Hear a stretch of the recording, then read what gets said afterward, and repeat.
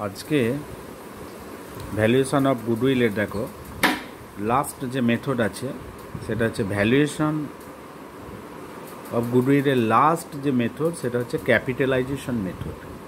এই ক্যাপিটালাইজেশন মেথডে আমি কিভাবে কোনো ফার্মের গুডউইল বার করব সেটা আমি দেখাবো। হ্যাঁ, তো তিনটে মেথডে আমরা কোনো ফার্মের গুডউইল বার করেছি। কীভাবে বার করতে হয় আমি দেখিয়েছি অ্যাভারেজ প্রফিট মেথডে।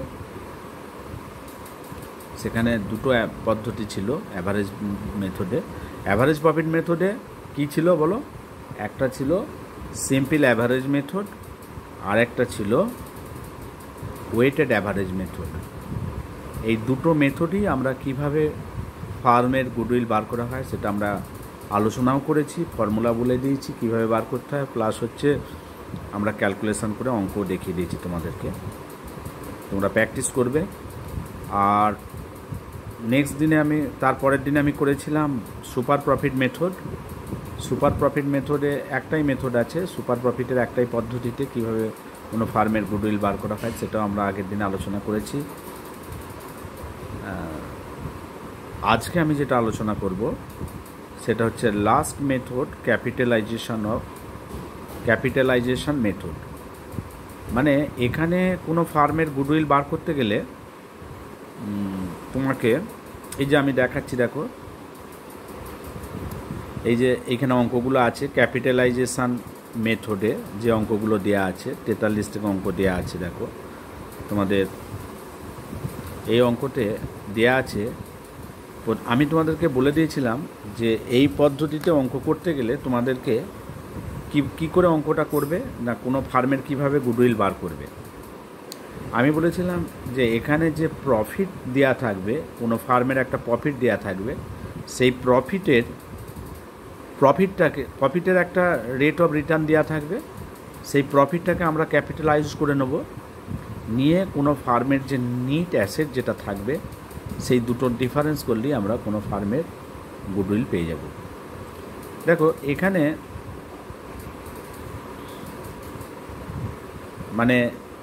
আমরা কিভাবে গুডউইলের ক্ষেত্রে এখানে দেখো যে কোনো ফার্মের এই অঙ্কটা একটা দেখো 43-এর অঙ্কটা করছে আমি, অঙ্কটা সলিউশন করার সময় তোমাদেরকে বুঝিয়ে যাব কি বলেছে। দেখো অঙ্কটা যে এ ফার্ম হ্যাজ, এই অঙ্কটা 43 একবার ফার্স্ট ক্যাপিটালাইজেশন মেথডের ফার্স্ট অঙ্ক। দেখো যে এ ফার্ম হ্যাজ আর্ন 5 লক্ষ as average profit during the last few years. ঠিক আছে, during the last few year normal rate of return in the class of business is 10%. Value of net asset of the firm হচ্ছে 35 লাখ। তাহলে বলেছে একটা ফার্মের 5 লক্ষ টাকা প্রফিট হয়েছে লাস্ট কয়েকটা বছরে। তো নর্মাল রেট অফ রিটার্নটা বলেছে 10% সেম ক্লাস বিজনেস হলে, এবং তার নিট অ্যাসেট বলে দিয়েছে 35 লক্ষ। তাহলে calculate the value of goodwill. তাহলে আমরা কি করব? আমরা দেখো প্রথমে আমরা করব কি না, আমরা প্রথমে এইখানে লিখলাম ক্যাপিটালাইজেশন মেথড।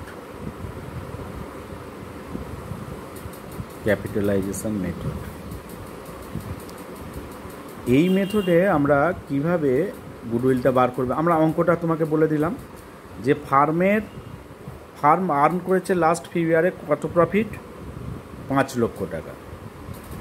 তাহলে আমরা প্রফিটটা লেখো, প্রফিট হচ্ছে 5 লাখ। আচ্ছা, রেট অফ রিটার্ন কত দিয়েছে বললাম? Rate of return equal to 10%। আচ্ছা, ঠিক আছে। এরপরে তাহলে আমি কি বলেছি? প্রফিটটাকে ক্যাপিটালাইজড করো। তাহলে আমরা লিখব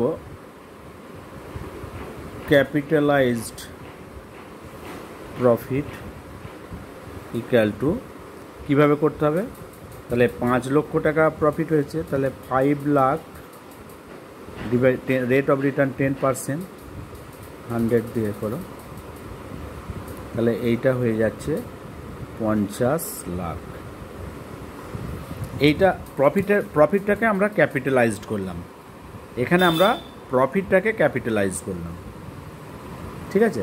তাহলে এবারে এখানে নিট অ্যাসেট কত দিয়েছে তোমার, নিট অ্যাসেট তোমরা অঙ্কটা দেখেছো, নিট অ্যাসেট ইকুয়াল টু হচ্ছে 35 লাখ,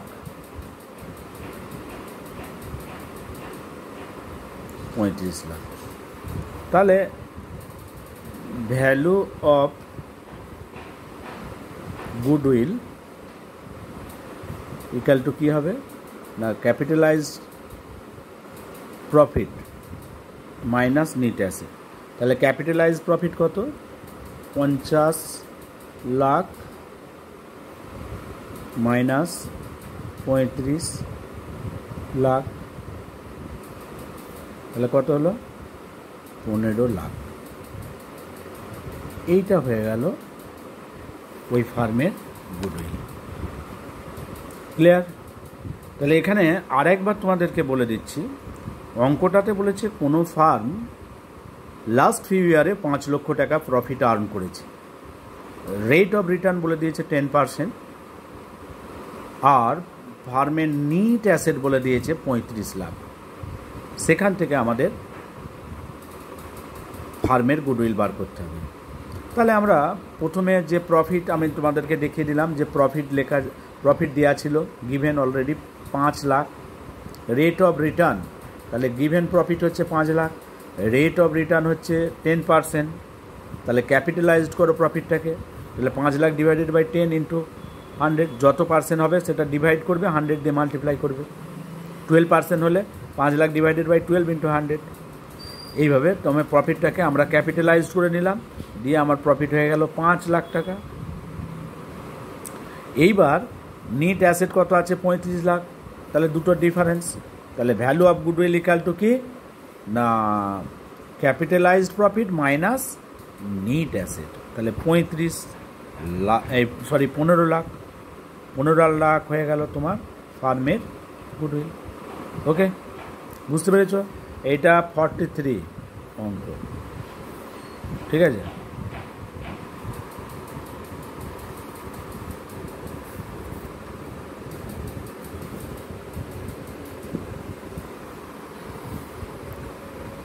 এরপরে আমরা তারপরের অঙ্ক একটা আছে, দেখো বাকি দেখো,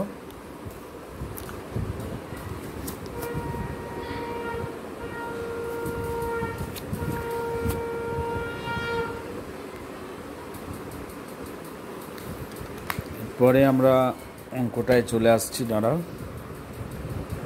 দেখো এখানে কী বলছে দেখো, 44-এর অঙ্কটা, নাম্বার 44 দেখে নাও ভালো করে। A firm earn profit of 15,000 and has invested amounting 1,20,000, ঠিক আছে, 1,20,000 টাকা ইনভেস্ট করেছে। In the same class of business normal rate of return বলে দিয়েছে 10%, compute the value of goodwill according to the capitalisation method. দেখতে পেলে? আবার অঙ্কটা পড়ে দিচ্ছি, দেখো তোমরা এখানে 44-এর অঙ্কটা দেখো, a firm earn a profit of ₹15,000 and has invested amounting ₹1,20,000 in the same class of business normal rate of return বলে দিয়েছে 10%, compute the value of goodwill according to the capitalisation method. তাহলে আমরা আবার এই অঙ্কটাকে করব কি না, দেখো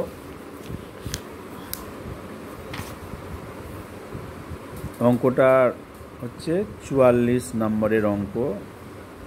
আচ্ছা, এখানে দেখো প্রফিট দিয়েছে কত,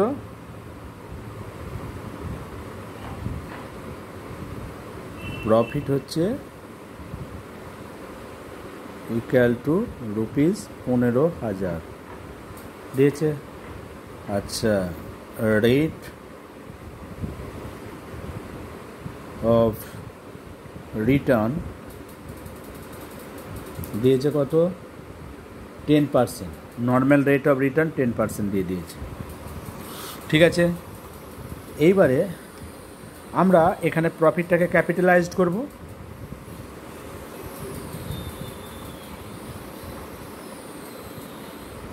ক্যাপিটালাইজ প্রফিট ইকুয়াল টু কত হয়ে যাচ্ছে? মানে 15,000 রেট অফ রিটার্ন 10% ইন্টু 100 হলো 15,000 into 10 into divided by 10 into 100, তাহলে কত হলো? 1.5 লাখ হবে। হলো, এবারে ইনভেস্ট করেছে মানে ওইটাই নেট অ্যাসেট। কত কত ইনভেস্ট করেছে? কত ইনভেস্ট করেছে বলো? 1,20,000। তার মানে ওইটাই হবে net asset. Net asset equal to 1,20,000। তাহলে ভ্যালু অফ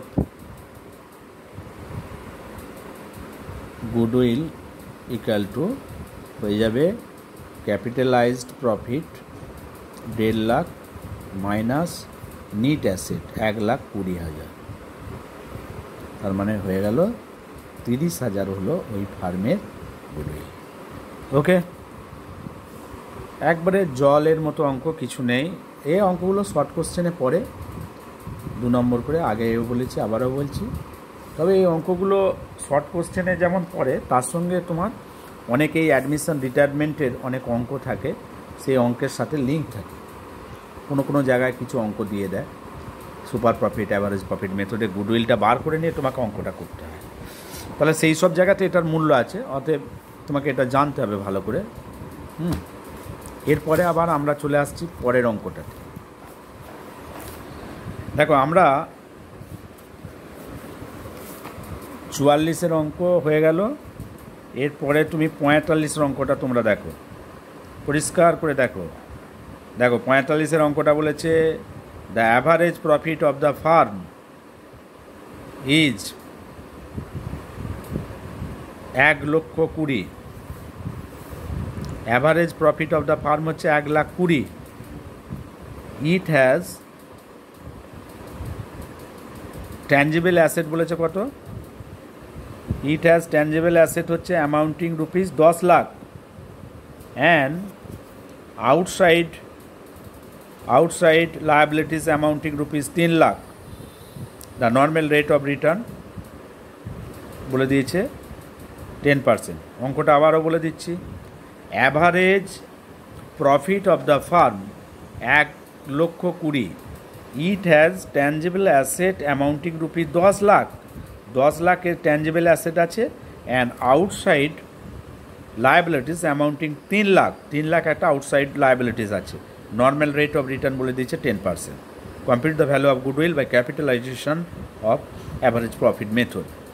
তাহলে দেখো, এখানে আমাদের ফার্মের প্রফিট কত বলেছে। দেখো, আমরা তাহলে অঙ্কটা ক্যালকুলেশন করি আবার। তাহলে এখানে এই অঙ্কটাতে এখানে দেখো, আমরা অঙ্কটা করব 45-এর অঙ্ক। দেখো, এখানে কত বলেছে বলো? প্রফিট কত বলেছে? 1,20,000। তাহলে প্রফিটটা তুমি লেখো, প্রফিট ইকুয়াল টু 1,20,000। ওকে, লিখলাম। প্রফিট হয়ে গেল 1,20,000। আচ্ছা, রেট অফ রিটার্ন কত? নর্মাল রেট অফ রিটার্ন কত বলেছে? 45-এর, এটাও 10% বলেছে। আমি অঙ্কটা পড়ে দিলাম, আবার অঙ্কটা সলিউশন আকারে যখন করছি তখন কোশ্চেনের আকারেও বলে দেওয়া হচ্ছে। দেখো, প্রফিট বলেছে 1,20,000, রেট অফ রিটার্ন বলেছে 10%, হয়েছে? ঠিক আছে, তাহলে আমরা একে প্রফিটটাকে ক্যাপিটালাইজ করে নাও। Capitalised profit equal to 1,20,000 divided by rate of return 10% into 100, তাহলে হয়ে যাচ্ছে কত? 12 লক্ষ। 12 লক্ষ হয়েছে? হ্যাঁ, 12 লাখ টাকা হয়ে গেল। এইবারে এখানে 12 লাখ টাকা আমাদের ক্যাপিটালাইজ প্রফিট আমরা পেয়ে গেলাম। এবার এখানে দেখতে হবে অ্যাসেটটা কি পজিশনে আছে। দেখো এখানে অ্যাসেট বলতে একটা 10 লাখ টাকার অ্যাসেট আছে বললাম আগে, এবং সেখানে একটা আউটস্ট্যান্ডিং লায়াবিলিটিজ আছে 3 লাখ। তাহলে এখান থেকে নিট অ্যাসেট বার করে নিতে হবে। Total asset, net asset equal to কী বলবো আমরা? Net asset equal to total asset minus কী করব? Outside liabilities. আউটসাইড লায়াবিলিটিস, এখানে টোটাল অ্যাসেট দিয়ে আছে 10 লাখ, তাহলে এখানে 10 লাখ লেখো, মাইনাস করো আউটসাইড লায়াবিলিটি 3 লাখ আছে, 3 লাখ মাইনাস করে দাও, তাহলে হয়ে গেল কত? 7 লাখ। তাহলে আমরা নিট অ্যাসেট বার করে নিলাম। যদি কখনো লায়াবিলিটিস থাকে তোমাদের, তখন তোমরা লায়াবিলিটিসগুলো কী করবে? অ্যাসেট থেকে বাদ দিয়ে দিলে নিট অ্যাসেট হয়ে যায়, নিট অ্যাসেট পেয়ে যাব। এবারে আমাদের গুডউইল বার করে দাও। Value of goodwill equal two capitalised profit হচ্ছে 12 লাখ মাইনাস 7 লাখ, কত হয়ে গেল? হয়ে গেল 5 লাখ। ক্লিয়ার? তাহলে 5 লাখ টাকা আমি গুডউইলটা বার করে দিলাম। এই হচ্ছে অঙ্ক, মানে একবারে ভেরি সিম্পল অঙ্ক, ভেরি ইজি অঙ্ক, কোনো জটিলতা নেই। তোমরা আস্তে আস্তে বোঝো, তাহলে বুঝতে পারবে। ঠিক আছে, আমি তো 3টে অঙ্ক করিয়ে দিলাম। এবারে কয়েকটা অঙ্ক তোমাদেরকে আমি আলোচনা করে দিচ্ছি মুখে মুখে, তোমরা বাড়িতে করে নেবে যেগুলো দেখো। তারপরের অঙ্কটা দেখো, আমরা 45-এর করলাম, 46-এর অঙ্কটা দেখো। The farm earn a profit of ₹40,000 and has invested capital অ্যামাউন্টেড ₹3 lakh in the same class of business, normal rate of return 10%. Calculate the value of goodwill according to the capitalization method. তাহলে 40,000 টাকা profit earn করেছে, আর ফার্মের investment হয়েছে কত? 3 লাখ টাকা। That is NEET, ওইটাই asset, এখানে কোনো লায়াবিলিটিস নাই। আর নর্মাল রেট অফ রিটার্ন বলে দিয়েছে 10%। তাহলে আমরা এই অঙ্কটা করবো, তোমরা করে নেবে। আর আমি এটা করছি না। কি করবে না, প্রফিট হচ্ছে এখানে 40,000, নর্মাল রেট অফ রিটার্ন হচ্ছে 10%, হলো। তাহলে ক্যাপিটালাইজ অফ প্রফিট হয়ে যাবে কত? 40,000 ডিভাইডেড বাই 10%, মানে 4 লাখ এসে যাবে। আর ইনভেস্ট করেছে কত? Capital investment 3 lakh, that is net asset হচ্ছে 3 লাখ। তাহলে ভ্যালু অফ গুডউইল হয়ে যাবে কত? তাহলে capitalize profit method, capitalized profit minus net asset, 4 lakh minus 3 lakh হয়ে গেল কত? 1 লাখ। এটাই হচ্ছে ফার্মের গুডউইল। ওকে, আচ্ছা 47-এর অঙ্ক দেখো। The average profit of the firm হচ্ছে 2,40,000। The total tangible asset in the firm 3 lakh and liabilities আর 30 লাখ। টোটাল অ্যাসেট হচ্ছে ফার্মের 30 লাখ, কারণ আমি লায়াবিলিটিসটা দেখে বুঝলাম। লায়াবিলিটিস আছে কত? Outside liabilities 8 lakh normal rate of return 10% এখানেও on capital employed. Calculate the value of goodwill by the capitalization of super profit মেথডে বলেছে। এখানে সুপার প্রফিট মানে আমরা অঙ্ক করেছিলাম আগে। সুপার প্রফিট মানে কি বলেছিলাম, যে একটা ফার্ম যে প্রফিটটা আর্ন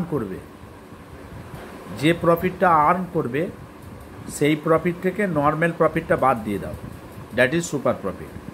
অর্থাৎ যখন কোনো ফার্ম তার স্বাভাবিক মুনাফার চেয়ে যতটুকু বেশি মুনাফা অর্জন করবে, দ্যাট ইজ হচ্ছে super profit. Super profit equal two actual profit minus normal profit, that is super profit. তাহলে এখানে যে অঙ্কটা তোমাদের 47 বলেছে দেখো, তাহলে অ্যাভারেজ প্রফিট কত বলেছে, 2,40,000, এটা অ্যাভারেজ প্রফিট। আর নর্মাল রেট অফ রিটার্ন কত বলেছে এখানে, 10%। তাহলে এখানে টোটাল ট্যাঞ্জিবল অ্যাসেট বলেছে কত, 30 লাখ। লায়াবিলিটিস কত বলেছে, 8, তাহলে 32। তাহলে দেখো, তাহলে 30 লাখ থেকে আমি আগে 8 লাখ টাকা বাদ দিয়ে দেবো, তাহলে থাকছে কত, 22 লাখ। ঠিক আছে, এই 22 লাখ টাকা হচ্ছে তোমার কি, এটা হচ্ছে নিট অ্যাসেট। এখানে নিট অ্যাসেট, তাহলে 22 লাখ যদি নিট অ্যাসেট হয়, আর এখানে টোটাল প্রফিটটা কত হয়েছে, দাঁড়াও তোমাদের প্রফিটটা কত হয়েছে, এখানে প্রফিট হয়েছে কত বললাম, সরি দাঁড়াও, এখানে প্রফিট আর্ন করেছে কত, অ্যাকচুয়াল প্রফিট 2,40,000। এখানে নর্মাল প্রফিটটা বার করে নাও। নর্মাল প্রফিট কোথা থেকে বার করব, ক্যাপিটাল এমপ্লয়েড যা করেছে তার উপরে 10% নর্মাল রিটার্ন বলে দিয়েছে। তাহলে এখানে 30 লাখ থেকে তুমি যদি 8 লাখ বাদ দিয়ে দাও, তাহলে থাকছে 22 লাখ। 22 লাখের 10% নর্মাল রেট অফ রিটার্ন, তাহলে কত হবে, 22 লাখে 10% করতে হবে তোমাকে, কত হবে, 22 লাখে 10% হয়ে যাচ্ছে তোমার 2,20,000 হবে নাকি, হ্যাঁ 2,20,000 হবে। আর এখানে অ্যাকচুয়াল প্রফিট কত আর্ন করেছে, 2,40,000। তাহলে এখানে গুডউইল ইকুয়াল টু হয়ে যাবে ওই তোমার 2,40,000 মাইনাস 2,20,000, তাহলে 2,40,000, হ্যাঁ 2,40,000 মাইনাস 2,00,000, 2,40,000 মাইনাস 2,20,000, তাহলে কত হলো, তাহলে সেটা হয়ে গেল তোমার, ওইটা হবে সুপার প্রফিট, ওইটা হবে তোমাদের সুপার প্রফিট। তাহলে 2,40,000 কত বললাম, 2,40,000, এখানে 2,40,000 আছে, 2,40,000টা, আর এখানে হচ্ছে কত, 2,40,000, আর এখানে তোমার 22 লাখ বললাম, 22, তাহলে 22 লাখে 10% করলে, হ্যাঁ তাহলে আমার, আচ্ছা আমি আজকে দাঁড়াও 1 মিনিট,